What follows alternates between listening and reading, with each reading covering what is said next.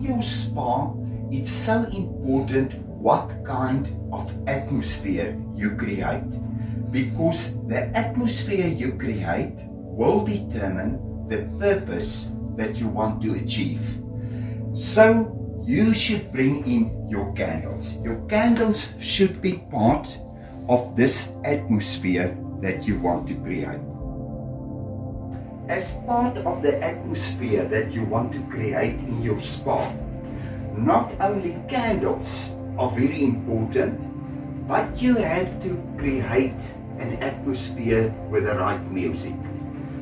For your spa and during the massage, you will always play music that really helps your client to relax and to enjoy.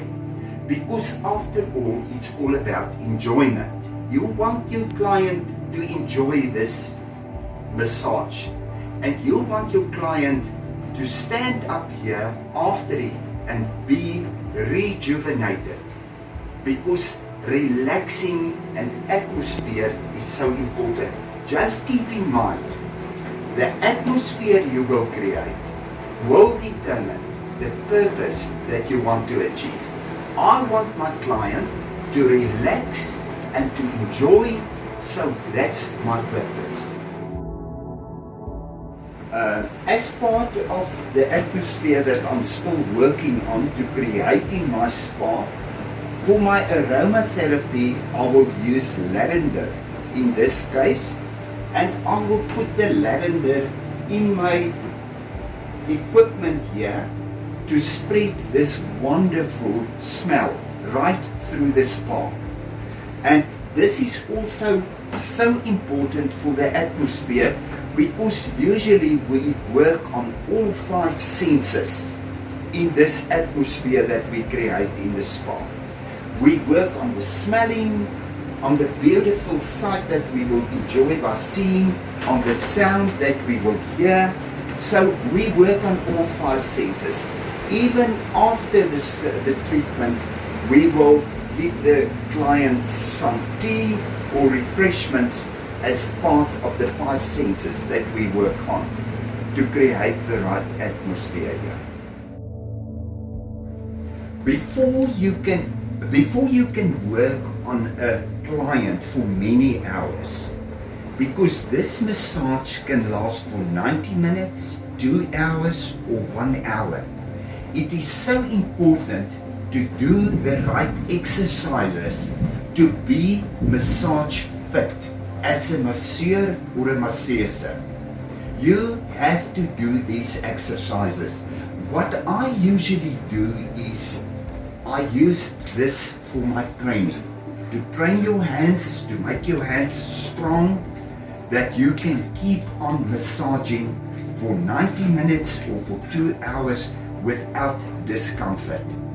If you don't do this training very often, you might run the risk to get different diseases in your hands and in the lower arms, and that you don't want to have.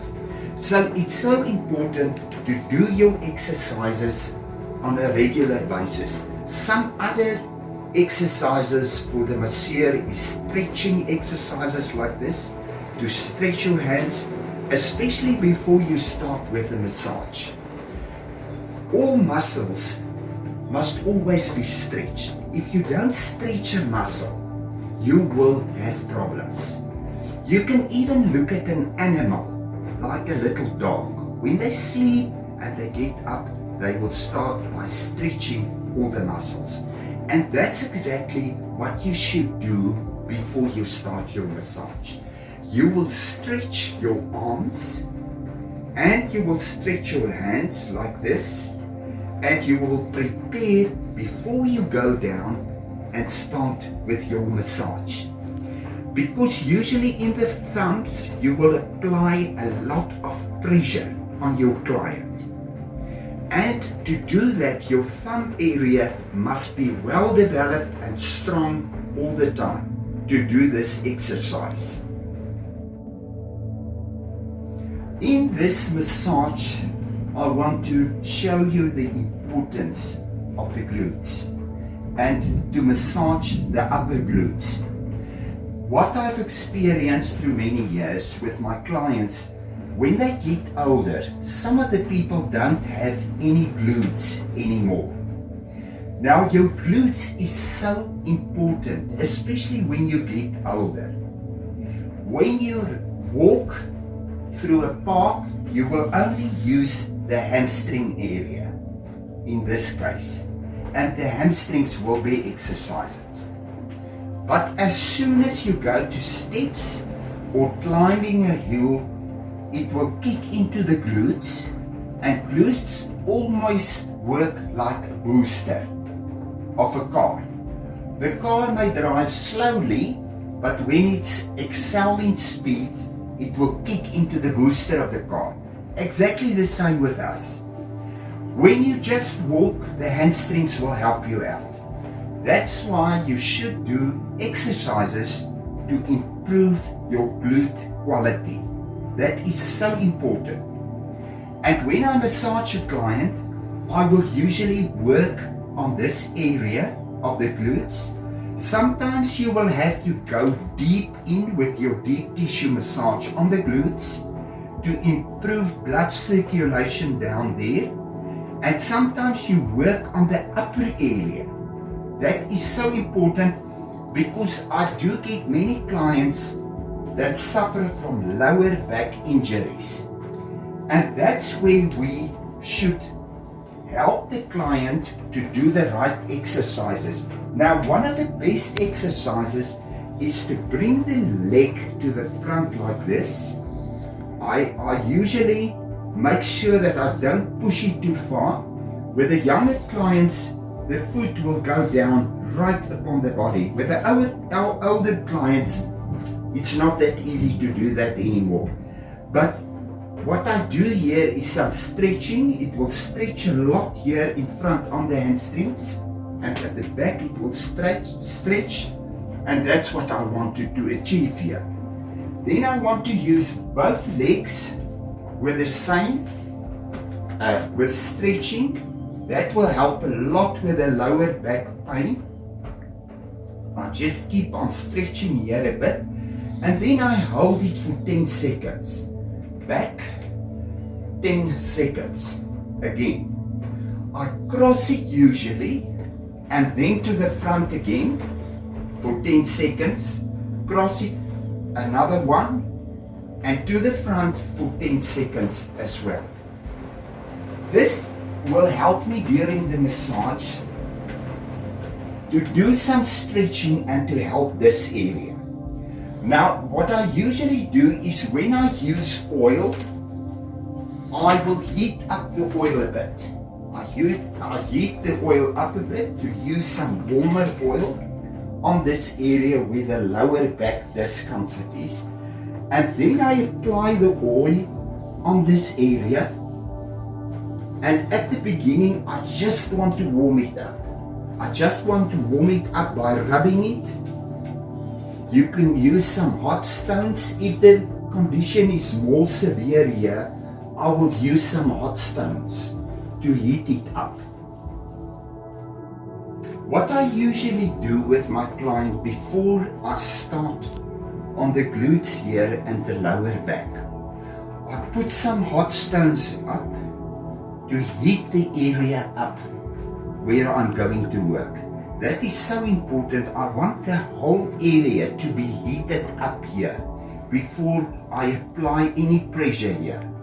And before I start to work on this area, I want it to be heated up. What I usually do, I put it here, and then you can always work with the stones on the legs. For example, I will work on the legs with the stones like this. I will work on the other calf with my hot stones, and I will just start heating up all the areas that I will work on. And then I just put the stone back in this area, and I will take another stone. What I do with these stones, the smaller ones, I will take 2 stones, 1 stone in every hand, And then I will start heating up the calves and working on the calves. It's so nice, you can work on the calves, and when you're finished, you just put your hot stones back like this. And it is totally safe for your client, even if the stones are quite hot. The client has got a lot of protection with the towel that I put in the bottom. And now that I'm finished on the calves, I can start working on the lower back. And that's when I open up the area just above the glutes here. And now I can start working on the glute area with the hot stone. I just start using the stone in my hand just to move it around on the body to heat it up. To heat it up all the time, to heat it up. You can even use the stone in this direction to get deeper, in a more deep tissue massage. You can point this stone down and get in deeper. That will help a lot as well. And when I'm finished, I just put my stone back on the client's back, on the towel, and now I can get in with my thumbs in this area. When I want to do even a deeper massage, I will use my elbow to work deeply into this area with the elbow.